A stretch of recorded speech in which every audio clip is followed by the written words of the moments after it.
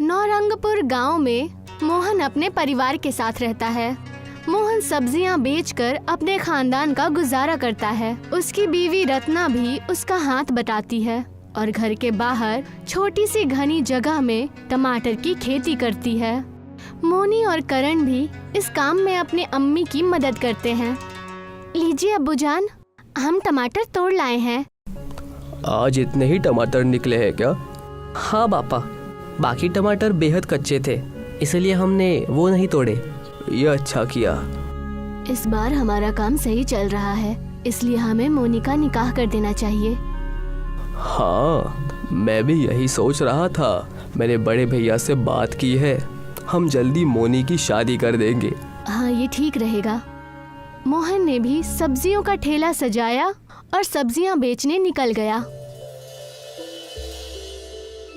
शाम को मोहन बेहद खुशी खुशी घर आया। तभी रत्ना ने पूछा, क्या हुआ, आज बेहद खुश नजर आ रहे हैं?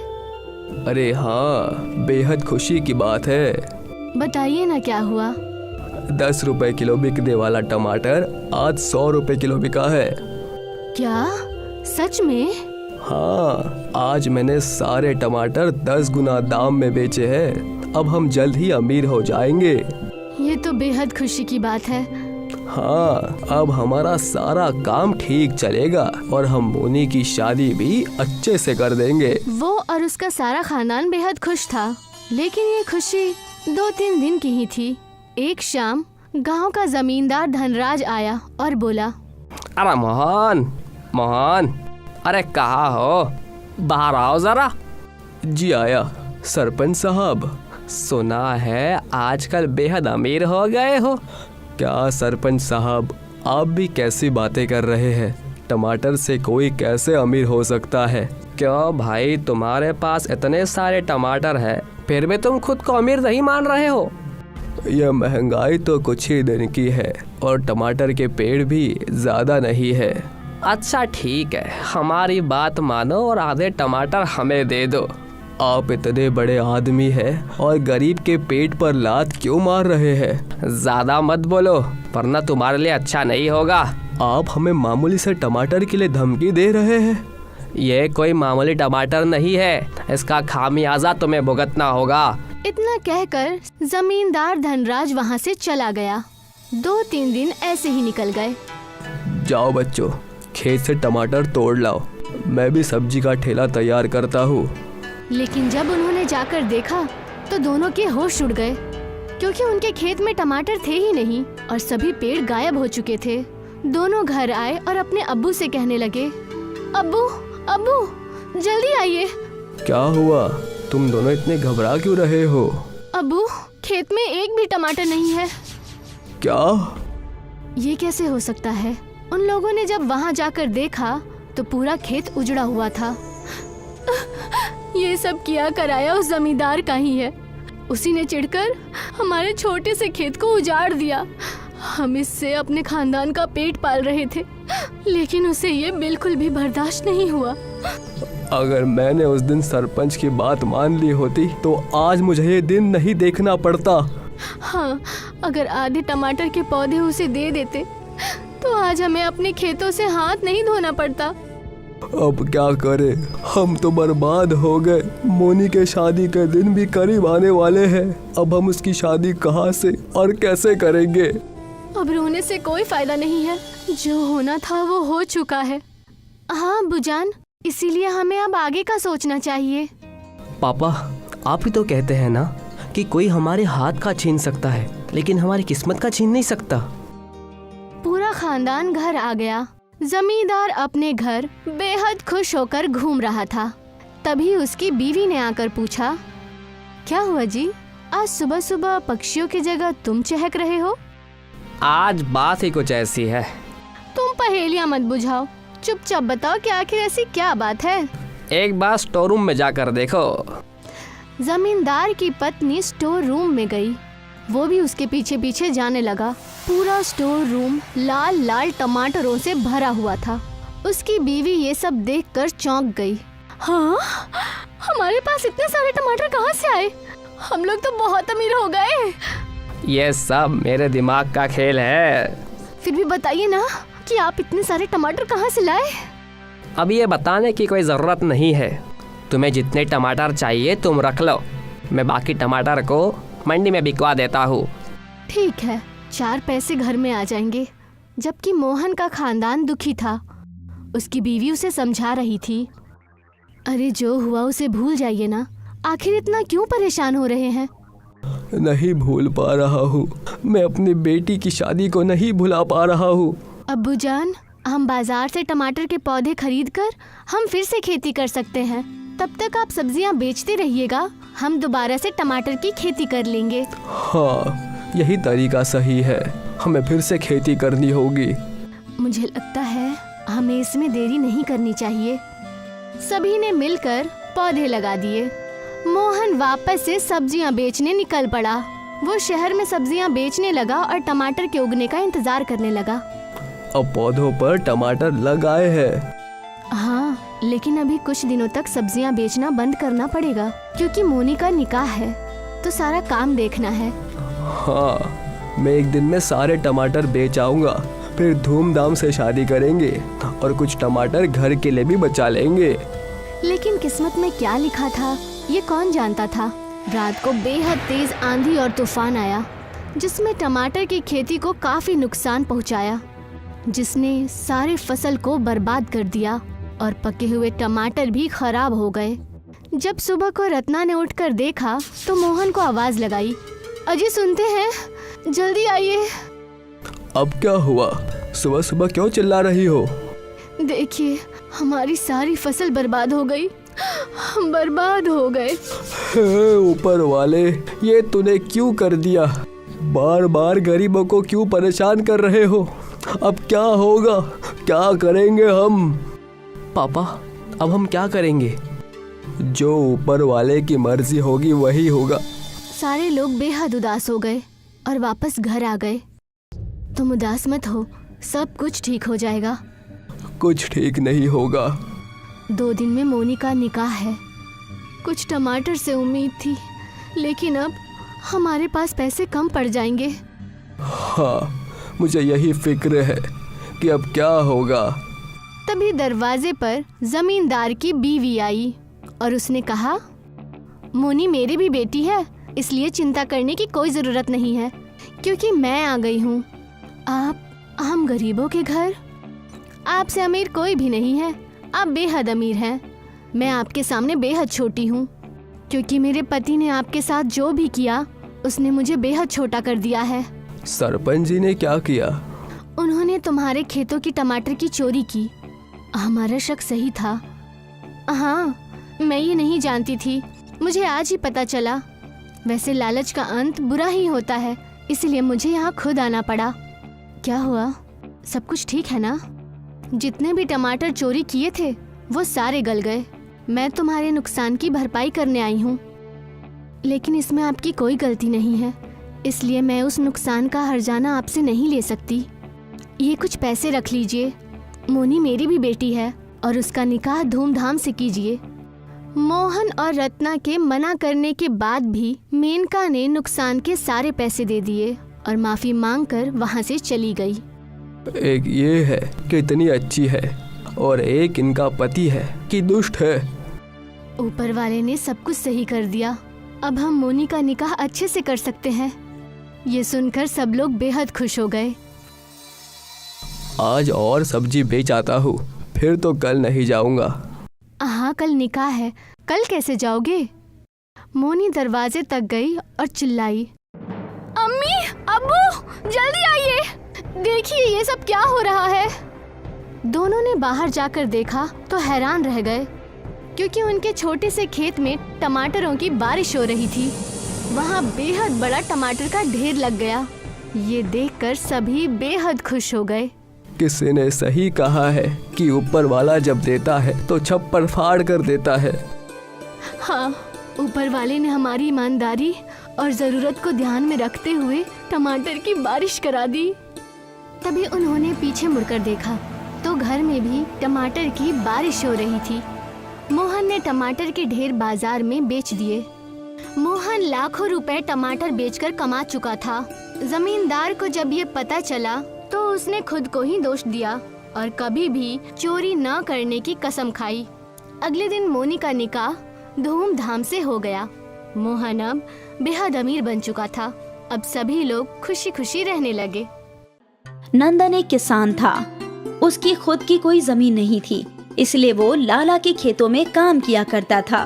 वो सारा दिन खेतों में काम किया करता था और जब फसल की कटाई होती थी तब लाला जी वहाँ पहुँच जाते थे। अरे वाह वाह, गोलू भोलू, उठा लो सारी सब्जियां, उठा लो। अरे लाला जी, मेरा हिस्सा? अब वो तो मैं भूल ही गया। लाला ने अपने मुलाजिमों को इशारा किया और मुलाजिमों ने कुछ सब्जियां और धान अलग कर दिए। लाला जी, ये तो बहुत कम है। अच्छा, अब तेरे मुंह में भी जुबान आ गई?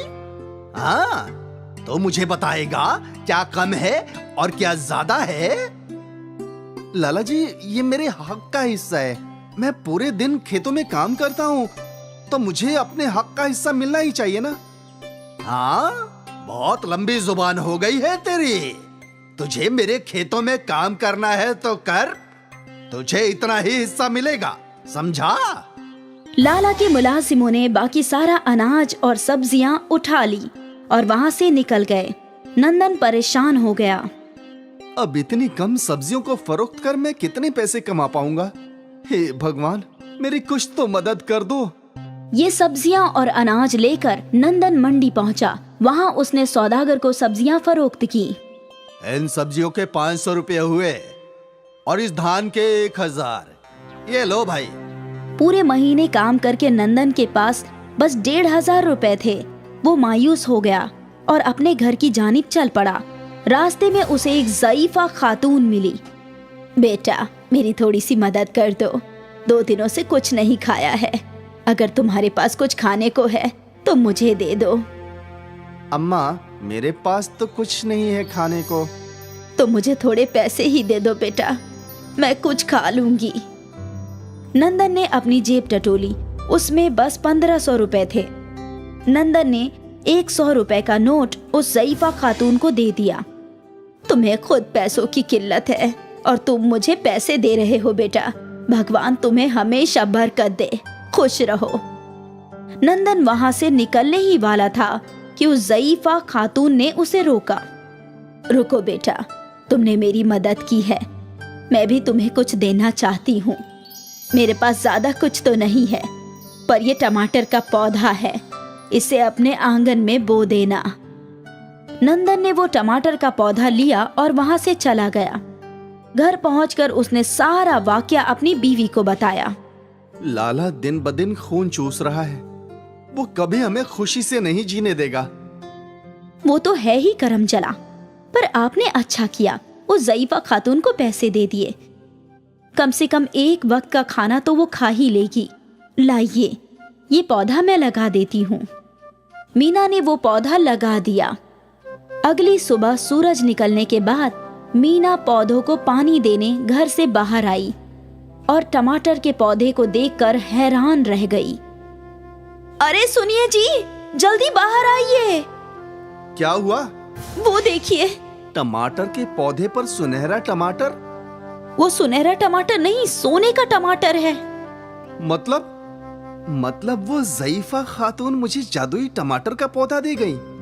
वो कोई आम खातून नहीं थी, वो कोई फरिश्ता थी, फरिश्ता।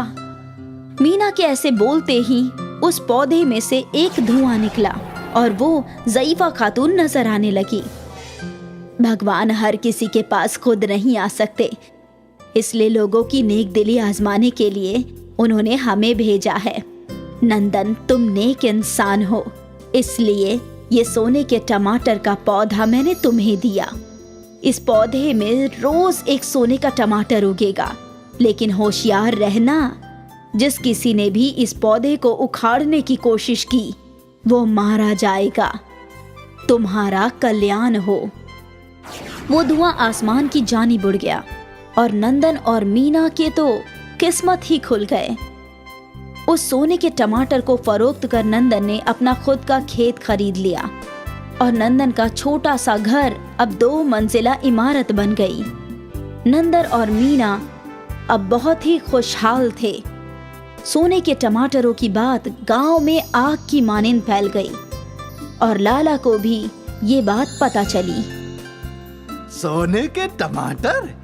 उन सोने के टमाटर के पौधों की वजह से नंदन रातों रात अमीर बन जाएगा।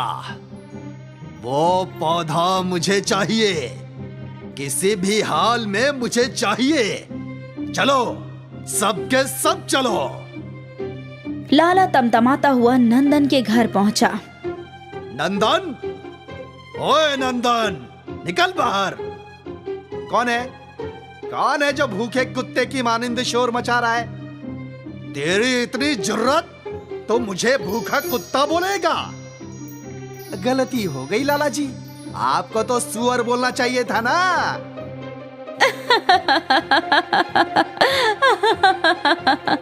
हंसती है, मुझ पे हंसती है।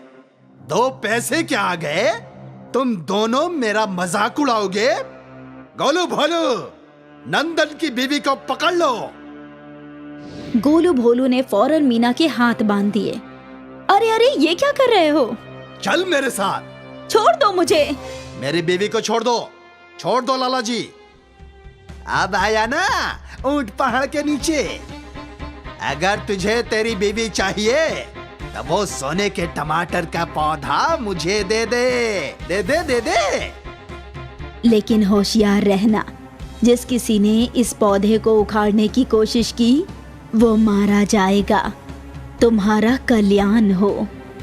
नंदन को ज़ईफा खातून की बात याद आ गई और उसकी शक्ल पर एक मुस्कान आई। मैं देता हूँ, मैं तुम्हें वो पौधा देता हूँ, पर तुम्हें खुद उस पौधे को जमीन से उखाड़ना होगा। अब हाँ हाँ, ठीक है, इसमें कौन सी मुश्किल है? नंदन लाला को आंगन में ले गया। वो रहा, वो सोने के टमाटरों का पौधा। वाह वाह, अब वो पौधा मेरा है, मेरा। लाला ने जैसे ही जमीन में से पौधे को खींचने की कोशिश की, जमीन में से पौधे की लंबी लंबी जड़ें बाहर आई और लाला के जिस्म पर लिपट गई। अरे अरे, ये क्या? गोलू भोलू, बचाओ बचाओ बचाओ मुझे। लाला को बचाने के लिए उसके मुलाजिम आगे आए और पौधों की जड़ों ने गोलू भोलू को भी लपेट लिया। बचाओ बचाओ। अरे लाला, तेरी वजह से हम भी फंस गए, बचाओ। पौधे की जड़ों ने लाला के साथ साथ गोलू भोलू को भी जमीन में खींच लिया। अब हमें कोई परेशान नहीं कर सकता। बिल्कुल। लाला का खात्मा हुआ और उस रोज के बाद नंदन और मीना के साथ साथ गांव वालों की भी जिंदगी खुशहाल हो गई। सभी को लाला की ज्यादतियों से निजात मिल गया। नंदन के सोने के टमाटर के पौधे ने उसे तो अमीर बनाया ही, साथ ही उसने लाला जैसे जुल्मी का भी खात्मा कर दिया। कविता और किशन के घर के बाहर उनका एक छोटा सा खेत था जहाँ किशन टमाटर उगाया करता था। ए जी, अब खाना खाने आ भी जाइए। हाँ हाँ, आ रहा हूँ, बस थोड़ा सा अपोशी कर रहा हूँ। जब किशन खाना खाने घर आया, कब से आपको आवाज दे रही थी, अब तक तो सारा खाना ठंडा हो गया। हाँ, अब क्या करूँ? सारे पौधों को ढंग से पानी नहीं दूंगा तो अच्छे टमाटर कहाँ से उगेंगे? चलो जल्दी जल्दी खाना दो, तिजारती आने वाले हैं टमाटर खरीदने। ठीक है। कविता ने किशन को खाना परोसा और किशन ने खाना नोश फरमाना शुरू कर दिया। उसका खाना खत्म हुआ और वहाँ एक तिजारती आ गया। किशन भाई। हाँ, आया। इस बार मंडी बहुत तंग है। मैं टमाटरों की कीमत 15 रुपये किलो ही दे सकता हूँ। ये तो बहुत कम है भाई। अब भाई यही दाम है, सोच लो। लेकिन शहर के बाजार में तो 20 रुपए किलो बिक रहे हैं टमाटर। अरे बाजार में बेचने में नुकसान भी तो होता है। कितने टमाटर पिचक जाते हैं, उन्हें कोई नहीं खरीदता। फिर टमाटर बेचने के लिए जो बंदा खड़ा रहता है उसकी पगार बहुत खर्चा है किशन भाई, तुम नहीं समझोगे। लेकिन भाई 15 रुपए की कीमत तो बहुत ही कम है। देखो भाई, ज्यादा से ज्यादा मैं तुम्हें 17 रुपए दे सकता हूँ। अगर तुम्हें मंजूर हो तो दे दो। किशन मायूस हो गया, लेकिन उसे टमाटर बेचना ही था।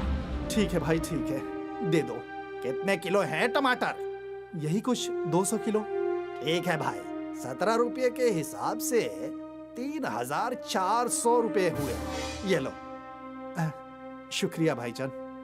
वो तिजारती सारे टमाटर लेकर चला गया और किशन मायूस होकर घर लौटा। क्या हुआ, कीमत सही नहीं मिली? शहर में टमाटर 30 रुपए किलो बिकते हैं और हमें बस 17 रुपए मिले। ये तो नाइंसाफी है। लेकिन अगर टमाटर नहीं बिके तो खराब हो जाएंगे। तो आप टमाटर खुद शहर ले जाकर क्यों नहीं बेचते? अरे अगर मैं शहर गया तो यहाँ मेरे खेतों का ख्याल कौन रखेगा? ये सब मैं देख लूंगी। लेकिन कैसे? तुम घर का काम करोगी या खेत संभालोगी? आप फिक्र मत कीजिए, मैं सुबह घर के सारे काम खत्म करके खेत भी संभाल लूंगी। वैसे भी आपने मुझे अच्छे से खेती सिखाई है। वो तो है, लेकिन क्या हम कर पाएंगे? कोशिश तो कर सकते हैं ना। हाँ। और बस तय हो गया कि कविता टमाटर उगाएगी और किशन शहर जाकर टमाटर बेच कर आएगा। एक हफ्ते बाद टमाटर की नई फसल निकली और किशन ने टमाटरों को टेम्पो में भर लिया। आज पहला दिन है, उम्मीद है सब सही होगा। बिल्कुल सही होगा, आप फिक्र मत कीजिए। किशन शहर के बाजार के लिए रवाना हो गया। वहाँ पहुंचकर उसने टेम्पो में ही टमाटर बेचना शुरू कर दिया। अरे ले लो ताजे टमाटर, ताजे रसीले लाल लाल टमाटर ले लो ले लो ले लो।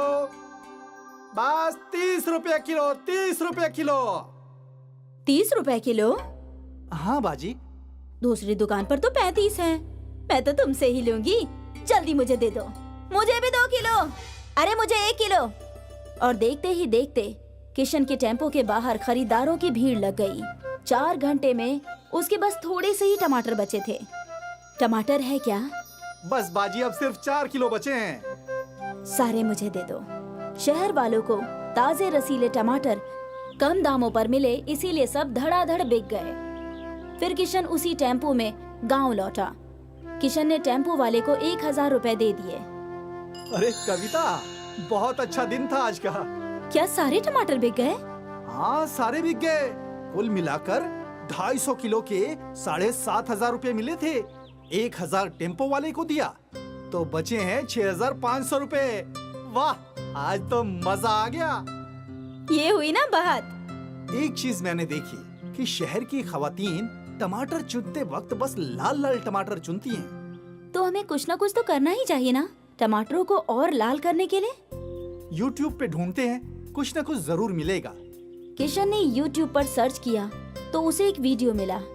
तो ये पाउडर छिड़कना होगा टमाटरों के पौधों में। लेकिन ये कहाँ मिलेगा? शहर में कहीं ना कहीं तो मिलेगा ही। आप कल चले जाइए और ढूंढ कर ले आइए। ठीक है। अगले दिन किशन वापस शहर आया। उसने वो फर्टिलाइजर ले लिया। भाई, इसका कोई नुकसान तो नहीं है ना? अरे भाई, ज्यादा मिकदार में मत डालना। जितना पैकेट पे लिखा है ना, वैसे ही डालना। हाँ, ठीक है। किशन वो केमिकल फर्टिलाइजर लेकर अपने घर लौटा। कविता उसका इंतजार कर रही थी। ये लो केमिकल फर्टिलाइजर। दुकानदार ने बोला है जितना मिकदार लिखा है उतना ही डालो, जरा भी ज्यादा नहीं।